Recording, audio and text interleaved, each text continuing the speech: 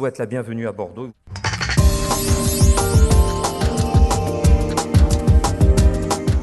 Nous avons déjà retenu 14 projets pour 265 millions d'euros d'investissement en tout.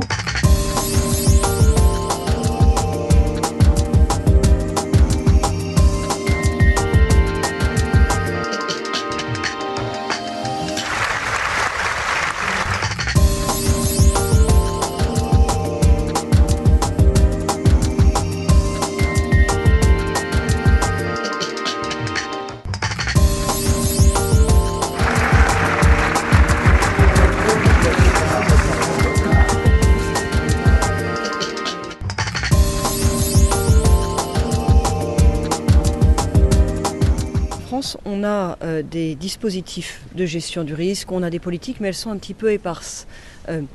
Partager l'information, partager les expériences, partager aussi cette nécessité qu'on a d'avoir une culture du risque. C'est l'objectif des assises qui auront lieu tous les 2 ans.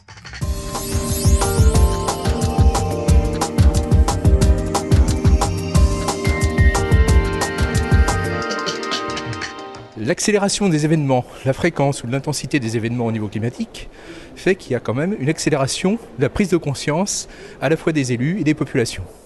Les risques naturels, les risques technologiques sont étroitement liés, interdépendants, et je pense qu'effectivement c'est des choses qu'il faut aborder de concert.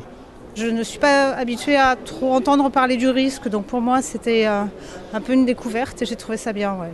Auparavant, avant la décentralisation, la région, le département intervenait. Maintenant, il n'y a plus personne.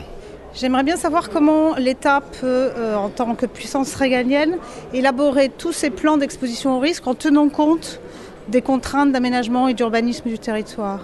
Je m'interroge sur les matériaux que l'on peut mettre en œuvre pour réduire le risque d'inondation dans le bâti.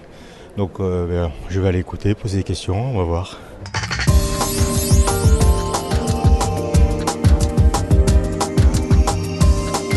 C'est bien de faire se rencontrer justement à un moment et d'échanger sur ce sujet qui en fait préoccupe tout le monde.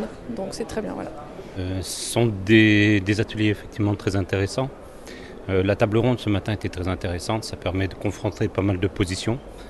Des élus, des associations de prévention, de lutte contre les inondations, les services de l'État. Apprendre et participer, voilà. Et c'est vrai qu'on se rend compte qu'on a tous les mêmes problèmes, où la population n'est pas toujours impliquée comme elle le voudrait dans la gestion du risque. Et c'est vrai que je vois que c'est un constat un petit peu de tous les ateliers aujourd'hui. Ce qui serait intéressant, c'est de savoir quels sont les outils pour justement réduire la vulnérabilité. On a des témoignages qui sont divers, dont il est nécessaire d'entendre, parce que ce sont des gens qui ont des souffrances, qui ont des choses à dire, à exprimer. Et maintenant, on va attaquer le volet technique où on va essayer d'apporter quelques solutions.